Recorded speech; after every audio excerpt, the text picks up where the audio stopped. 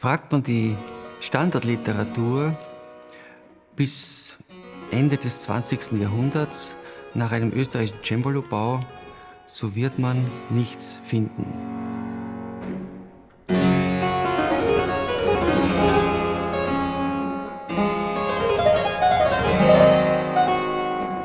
Wir sind sozusagen fast einen Schritt weiter gegangen und nicht nur ein Instrument nachgebaut, sondern versucht, ein Instrument uns neu zu denken.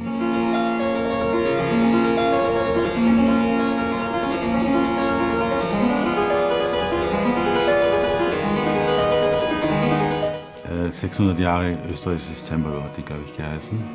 Und da hat diese erste Auseinandersetzung mit diesem Cembalo begonnen.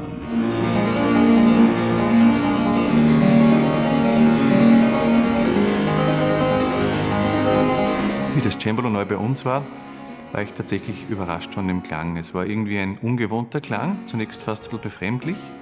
Das Cembalo hat natürlich ein bisschen Zeit auch gebraucht, eingespielt werden müssen.